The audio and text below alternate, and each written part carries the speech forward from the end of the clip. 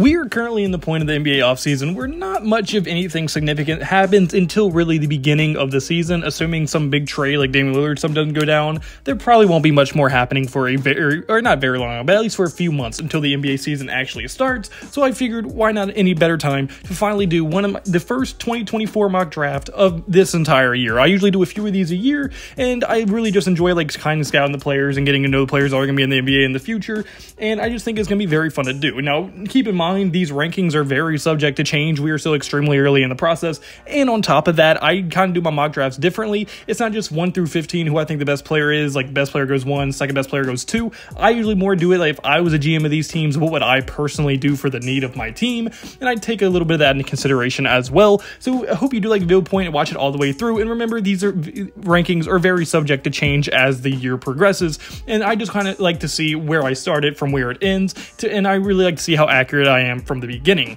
So I do hope you watch the video all the way through, and I hope you enjoy it, and without further ado, without running too much, just get right into this video. And also, one more thing before we get in the video, the draft order, I just did a random tankathon, like kind of just random do a lottery, and this is the order I got. So obviously this order is going to be different by the time the actual draft comes around, but this is the order we're going with. And with the first overall pick, we have the Detroit Pistons, and with them really needing kind of a young power forward on the roster right now, they're one of the best players on their roster is actually their power forward and Bogdan, but I mean, he is older, he's not really on the timeline as most of the players, and I think the Detroit Pistons would be going with someone that's going to be a little bit younger and be on the timeline, and that is exactly what Ron Holland's going to be. Now, Ron Holland, don't get me wrong, I think he is going to end up being the best player in this draft, but as of right now, I have him at like 3rd or 4th, just I want him to show me that he can be efficiently a good jump shooter, but he did look very good in the first 2 like G League Ignite Expedition games against pro-level competition, and I think Ron Holland is going to be the best player in this draft. He's an extreme athlete. He's a very high two-way potential player. He can score from basically all 3 levels,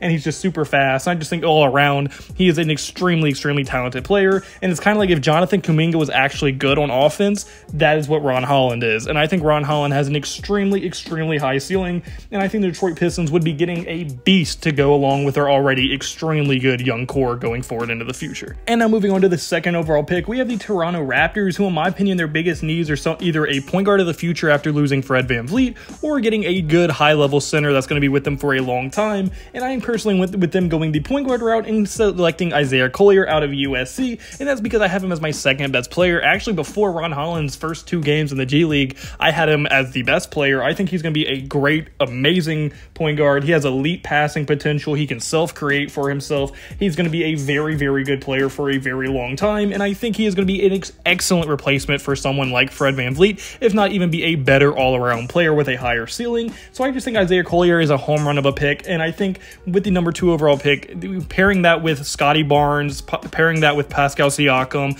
among the young talent that they have and drafted in this last year's draft, I think the Toronto Raptors are going to be having a very nice young core and a very fun team to watch going forward into the future. And now with the number 3 overall pick, we have the Washington Wizards, and I think they need either a legit point guard or a small forward to go along with this team, as they just got Jordan Poole, who's their probably shooting guard of the future, and they just re-signed Kuzma, who's going to be their power forward for the future. So I have them going with Stefan Castle out of, I'm pretty sure, Baylor, and Stefan Castle just has a very high offensive potential. He can score at all 3 levels. He has a very nice jump shot. He can give them very solid offensive trio of Jordan Poole, himself, and then Kuzma. That's going to be pretty hard to stop, as they're all 3 very competent offensive players.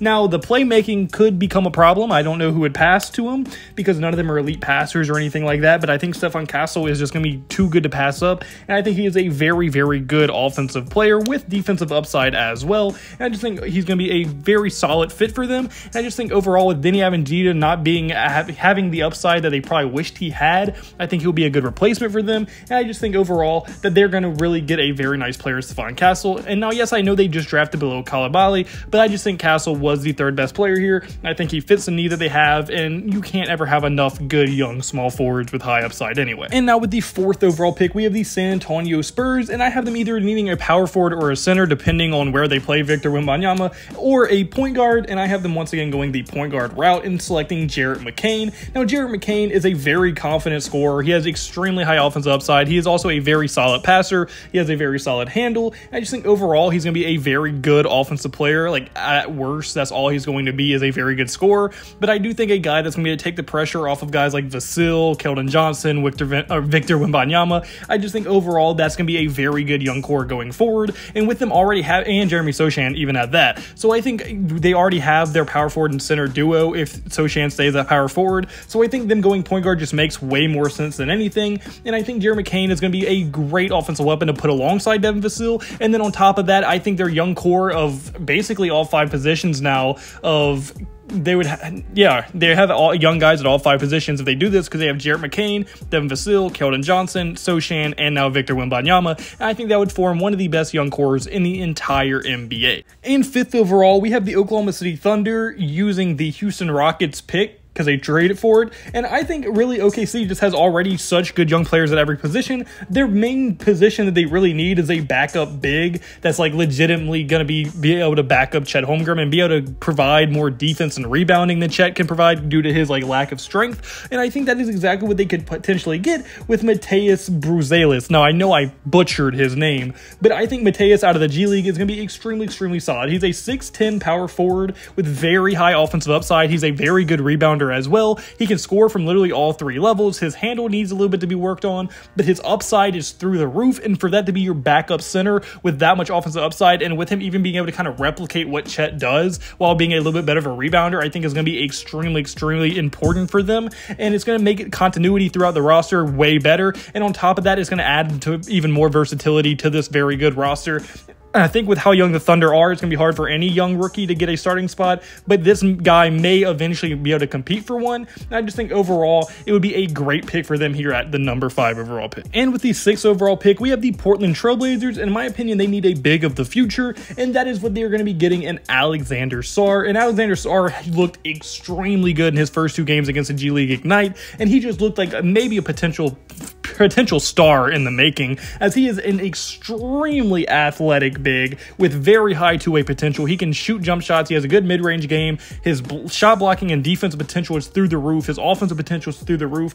Provides just tons of versatility due to how athletic and how like coordinated he is as a player. And I just think overall with Alex Sarr being I think he's 7 foot, with being able to do what he can do at 7 foot and being as athletic and fast as he is, he's going to be a matchup nightmare for a lot of people. And I think Sarr would be a unbelievably great pick here at the 6 overall for the Portland Trailblazers. And now you're pairing that super athletic freak with Scoot Henderson. You could just imagine how dangerous that duo could be going into the future. And I just think it would be a home run of a pick for Portland to get Sarr at number 6. In number 7 overall, we have the Charlotte Hornets, and in my opinion, they need a shooting guard because I don't think James Bouknight's ever going to work out how they want him to, and they just have made a few questionable picks, and I have them picking Jacoby Walter. Now, Jacoby Walter, in my opinion, is an absolute walking bucket for them, okay? I think he would fit very good with LaMelo. He can score at all 3 levels. He can catch and shoot. He's good with even the ball in his hand. I just think that him and LaMelo as a duo in the backcourt, as a young duo, would be extremely fun and very good going into the future.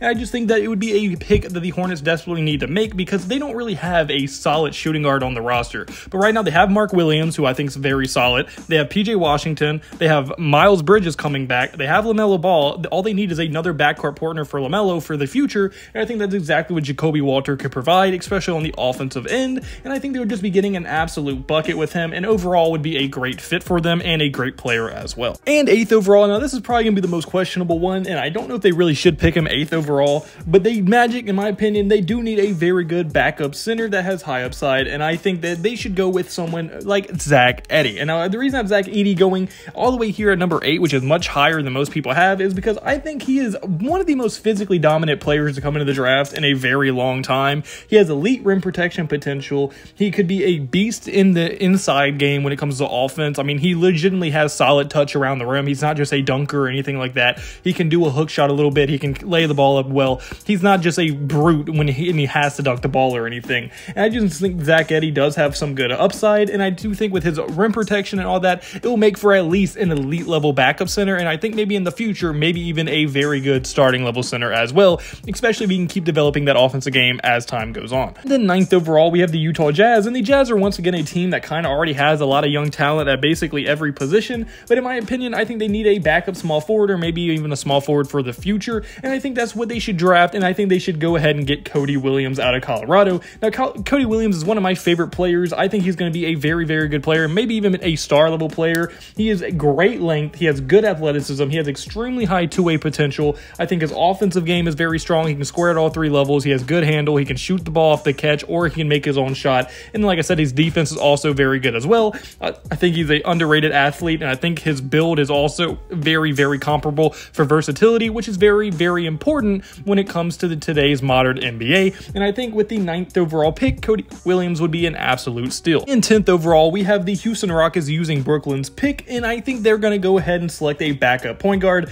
And I know I'm probably sounding like a broken record, but Houston is one of those teams with tons of young talent all the way throughout the roster, and I think they should go out and draft Elliot Cadeau. Now, Elliot Cadeau, I think, is going to be a very, very solid player. I think he's very underrated, and he's going to rise up a lot of draft boards. He is a very good 3-level scorer. He can shoot the 3. He's a very good passer. He can catch and shoot. And he's just a very under control point guard that I think a lot of teams would love to have, and I think he's going to be able to run an offense while still being a threat to score as well. And I just think overall, Elliot is going to be an extremely solid point guard, and it's something that's not going to be super flashy, and he's probably never going to be a star, but I think he's just going to be an extremely solid role player for a very long time. And with a team in Houston who already has a ton of super athletic, flashy, star-level young guys, I think it would be very nice and kind of change the pace for them to get a more under-control, veteran presence, almost type young guy in the locker room, and that is exactly what Elliot would be able to provide. And with the 11th overall pick, we have the Indiana Pacers needing a small forward, and I have them selecting Jan Vide. Now, I don't know if that's how you say his name, but in my opinion, Jan is another extremely underrated player in this draft, and is going to skyrocket up draft boards as the season continues and we see him be able to play very high. But I mean, in the film that I've seen, he is a very good 3-level scorer. He can play point guard, shooting guard, or small forward, wherever you want to put him. He has extremely high offensive potential. He can finish very strong at the rim. He's not super athletic, but he just is very good at finishing tough finishes over people, around people, and just like contested finishes at the rim, which is very valuable. And on top of that, he has self-creation potential. And I just think overall, he's going to be an extremely solid player in the NBA. And I think also he even has star potential as well. And I think with the 11th overall pick, it could be a absolute steal. And with the 12th overall pick, we have the New Orleans Pelicans needing a legit backup center, as right now they really don't have anyone as that backup center or backup big position. Yes, they have Cody Zeller, but he's not a long-term solution. And I think that's what they're going to look to get here. And I have them picking Aaron Bradshaw out of Kentucky. Now, Aaron Bradshaw is a 7'1" big who right now is an extremely athletic big who has extremely high upside. And with him being an elite athlete, he has shown in high school he can shoot the 3, he can shoot the mid-range, he has some handling potential. I just think overall his offensive potential is extremely high and can be a very good two-way player as well. And I just think overall that the Pelicans would be getting a very high upside center with tons of potential and maybe even star potential if he would hit on it. Now, yes, his efficiencies are going to really determine whether he gets picked in the lottery or not this season as a freshman, but if he can be efficiently a good 3-point shooter while still being a good defender, his ceiling is through the roof, and he would be a perfect fit with the New Orleans Pelicans. And now 13th overall, we have the Minnesota Timberwolves. In my opinion, they need a backup guard, and that is exactly what they'd be getting with DJ Stewart out of Duke. Now, DJ Stewart is an extremely high upside offensive player. He's very confident. He's very fast with the ball as well, very quick. He can get a shot off pretty much wherever, and I just think when Anthony Edwards comes off the floor, putting DJ Edwards in would help a lot with keeping that offensive production up. And I think just DJ Stewart is going to be a problem on the offensive end. Now, he is only, I think, like 6'2", and so his defense might not be the best, but I do think with how fast he is with the ball and how good I think he could be on the offensive end, DJ Stewart could be the perfect backup for the Minnesota Timberwolves. And with the final pick in this mock draft, we have the New York Knicks using the Dallas Mavericks' pick to pick either a backup shooting guard or a backup big, as I think they could kind of use both with the Knicks. But overall, I have them going with a big because I think that has the guy the highest potential, picking Azan Almanza. Now, I don't know if that's how you say his name, but he does play for Ignite, and although he didn't show a lot when he played in those Ignite games, he didn't look bad either. He's a solid big, he has good length, and he does have high offensive upside. He's shown the ability to kind of go out, shoot the mid-range, shoot the 3 when he can, even dribble a little bit. So I do think he does have a good amount of upside on both sides of the ball, and I think with the 14th overall pick, it could be a potential steal if you do hit and he does develop as maybe you could develop him. But he also needs to show a little bit more of his offensive upside with the Ignite, but he has a long time to do that, and hopefully he can. And if he does hit, that would be a great backup center for the New York Knicks to have. But unfortunately, guys, that's going to be for this video. So comment below. Do you agree with me? Do you think that this mock draft is right? Would have you done it? Where do you have players ranked? I want to hear your thoughts in the comment section below. If you like, point to the like button, subscribe button, mean the absolute word. I hope you have a blessed day. God bless you. So you have a blessed day. All glory to God. See you next video. Goodbye. Boo. Blah.